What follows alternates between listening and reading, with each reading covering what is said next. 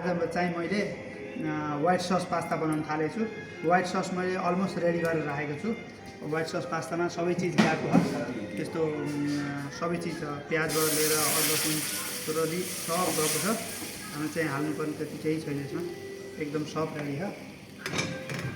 अनि तपाईँले यसमा चाहनुहुन्छ भने चिकन पनि एड गर्न सक्नुहुन्छ, अनि फेरि मसरुम पनि एड गर्न सक्नुहुन्छ। म अब चिकनवाला हल्का मैले रेडी गरेर राखेको चिकन छ, अनि मसरुम पनि हल्का रेडी गरेर राखेकै छ।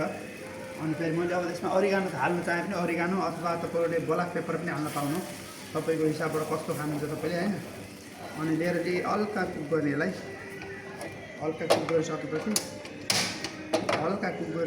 यसलाई चाहिँ हल्का कुक गर्नु। अनि सबै पाकेको छ, मसरुम सबै पाकेको छ, त्यस्तो पकाउनु पर्ने खासै आवश्यक छैन। तपाईँले हल्का गरम गरे यहाँ हुन्छ। अनि त्यहाँबाट फेरि अहिले चाहिँ मैले चाहिँ हल्का पास्ता, अथवा तपाईँलाई यहाँ अब मलाई अलिकति पास्ली चाहियो ग्रिन कलरको भन्नुहुन्छ त्यो पनि सही छ, ग्रिन कलरको। अनि अब तपाईँले हल्का पकाइसकेपछि अब चाहिँ तपाईँले हल्का पार्मेसन चिज एड गर्नुपर्ने हुन्छ।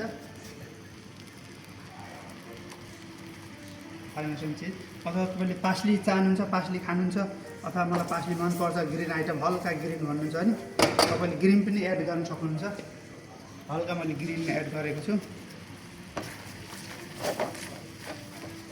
हल्का पकाइसकेपछि नन स्टप फ्राई प्यान हो, त्यही भएर चाहिँ झ्याप्प मुनि लाग्दैन।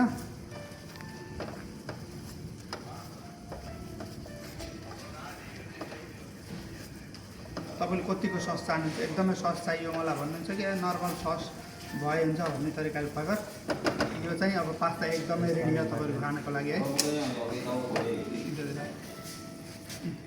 तपाईँलाई खानको लागि एकदम स्पेसल चाहिँ रेडी भयो यो।